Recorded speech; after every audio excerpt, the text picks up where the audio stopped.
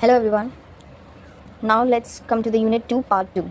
Previously lectures we have learned how to tackle the LPP transportation problems through the three methods, that is NWCR, Northwest Corner Rule, least cost and Vogel's approximation through the initial solution. The next step for getting the optimal solution through modified distribution will be taken afterwards. So let's continue this unit, and the topic is assignment problem. Assignment problem or the algorithm.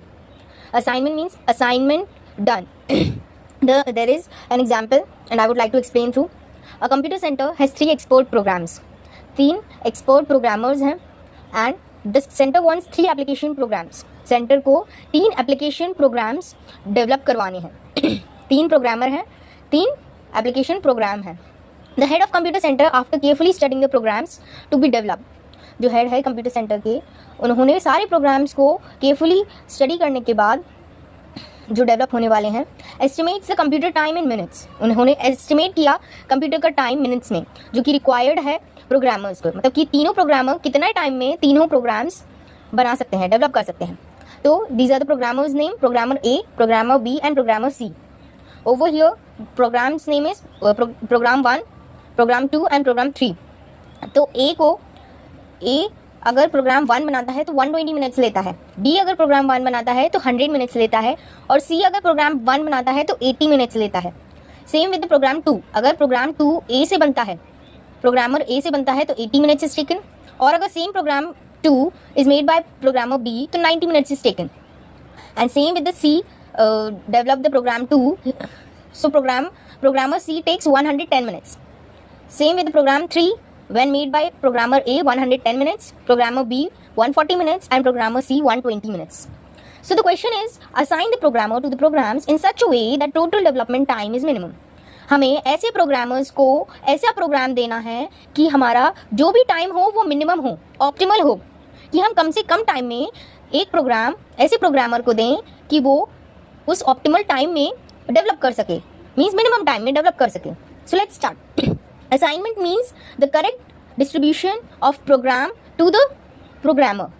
The right programmer who can give the minimum time, मतलब जो कि minimum time में programme develop कर सकता है, उसी programmer को वो प्रोग्राम असाइन किया जाए. So let's start with the solution. First we will do, so this assignment will be done through the Hungarian method. Hungarian method का step 1 है कि हमें रो वाइज ऑपरेशन करना है पहले, फिर उसकी अपॉर्चुनिटी कॉस्ट निकालनी है कि अगर एक प्रोग्राम में एक प्रोग्रामर 120 मिनट्स लेता है और वही सेम प्रोग्राम 100 मिनट्स भी लेता है, तो एक कितनी अपॉर्चुनिटी कॉस्ट दे रहा है. मतलब वही सेम प्रोग्राम अगर ए बनाता है तो वो कितने की कॉस्ट से ज़्यादा लग रही है, मतलब it takes 20 minutes more than B. तो opportunity cost for programme 1 will be 20 minutes, because 20 minutes ज़्यादा है अगर प्रोग्राम ए बनाता है प्रोग्राम 1 को. And next is same with the column wise operation करके भी हमें अपॉर्चुनिटी कॉस्ट निकालनी है. फिर दोबारा अगर means our main motive is to get zero in every row and zero in every column to assign the right program to the right programmer. And afterwards if 2 zeros are there in one row, we will move to the next row, and then same with the column wise operation. So let's start.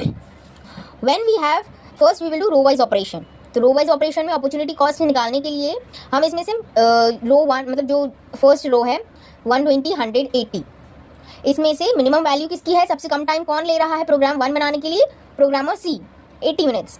तो अगर programme 1 B बनाता है तो उसकी opportunity cost कैसे निकलेगी, 100 - 80. तो इसकी अगर प्रोग्राम 1 सी बनाता है तो अपॉर्चुनिटी कॉस्ट 0 रहेगी, 80 - 80 इज 0. बट अगर प्रोग्राम 1 प्रोग्रामर बी बनाता है तो कितनी कम टाइम से हम ज़्यादा टाइम ले रहे हैं, 20 मिनट्स. तो the opportunity cost will be 20 minutes for programme 1. And same with the program 1 अगर ए बनाता है तो मिनिमम टाइम से कितने ज़्यादा मिनट्स अपॉर्चुनिटी कॉस्ट लग रही है, 120 - 80 that is 40. So we got 1 0 in first row.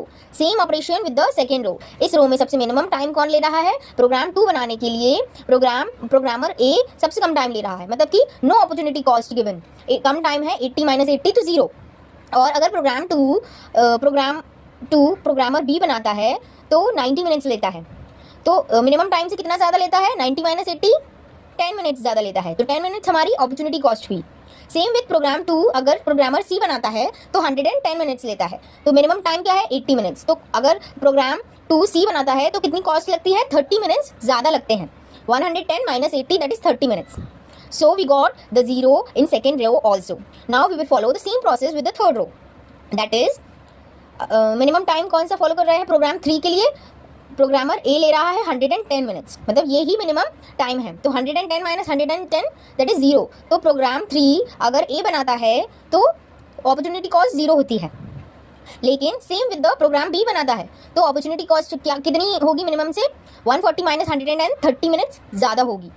And same with अगर सी बनाता है प्रोग्राम 3 सी बनाता है तो 120 माइनस 110 मिनिमम टाइम से कितना ज़्यादा टाइम ले रहा है सी, सेम प्रोग्राम को बनाने में 10 मिनट्स की अपॉर्चुनिटी कॉस्ट लग रही है। Opportunity cost is a cost जो मिनिमम टाइम से ज़्यादा पे कर रहे हैं हम।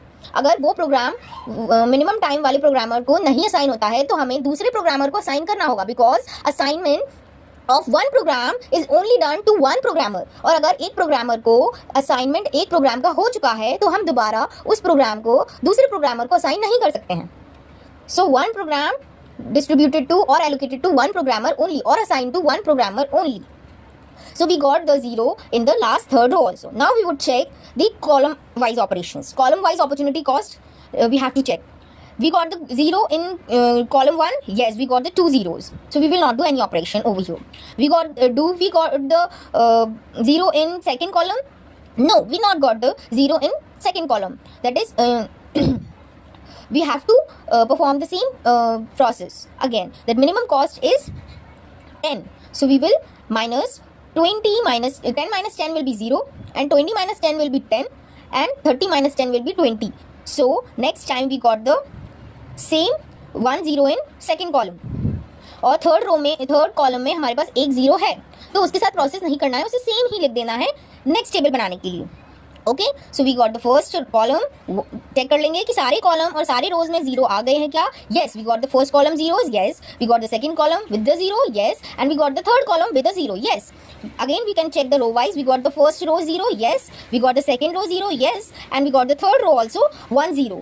So it's the right table to perform the function or the next step. Now the method says कि जब सभी रोज और कॉलम में zeros आ जाते हैं फंक्शन परफॉर्म करने के बाद, now we will do the assignment to एक प्रोग्रामर को असाइन करने का टाइम है. तो रो वाइज ऑपरेशन करेंगे. पहले फर्स्ट रो में अगर सिंगल 0 है तो हम उसको असाइन कर देंगे. एक रेक्टेंगल बना लेंगे. फर्स्ट रो में सी के पास है एक 0 तो वी विल असाइन इट. और मेथड ये कहता है कि जिस रो में असाइनमेंट कर दिया है हमने उस कॉलम को कट कर देंगे, so that we don't confuse. Now we will not use that column और उस प्रोग्रामर को दूसरा प्रोग्राम हम असाइन नहीं करेंगे. So we will cut this programmer. Programmer C has got already the assignment of program 1. So the next row, अब दूसरा step है दूसरे रो को चेक करना. दूसरे रो में दो zeros हैं, so we will leave it that first. We will go to the third row. We will check the third row. इसमें एक 0 है, that is प्रोग्रामर A को प्रोग्राम 3 असाइन कर देंगे. एक रेक्टेंगल बनाएंगे. और प्रोसेस क्या कहता है कि अगर रो वाइज में हमने असाइनमेंट कर दिया है 0 के वक्त तो उस कॉलम को कट कर देंगे, क्योंकि प्रोग्रामर ए को हम प्रोग्राम 3 असाइन कर चुके हैं मिनिमम टाइम का. नाउ अब इस कॉलम को कट कर दिया. Same with the column wise operation. जब ये कॉलम कट हो चुका तो we will not assign this. ये कॉलम भी कट हो चुका, we will not assign this. Now इस कॉलम में क्या एक 0 है. यस, तो इस कॉलम में हम उस 0 पर रेक्टेंगल क्रिएट कर देंगे so that it shows that programmer B will be assign the program 2 and the minimum distribution of minimum time to be taken by programmer B to make program 2 is 90 minutes. And same with the programmer A will be assigned the program 3 and time taken is 110 minutes. And program C को assign हुआ है program 1, that is time is 80 minutes. So अब हम सारे time को add कर लेंगे. जो प्रोग्राम सी का टाइम, प्रोग्रामर सी को प्रोग्राम 1 दिया है तो 80 मिनट्स. प्रोग्रामर बी को प्रोग्राम 2 दिया है तो 90 मिनट्स. एंड प्रोग्रामर ए को प्रोग्राम 3 असाइन किया है तो 110 मिनट्स। इन तीनों टाइम को ऐड कर देंगे तो हमारा जो मिनिमम ऑप्टिमल टाइम है असाइनमेंट करने के बाद 280 मिनट्स। सारे प्रोग्राम को डेवलप करने में तीनों प्रोग्रामर 280 मिनट्स का मिनिमम टाइम लेंगे। Thank you.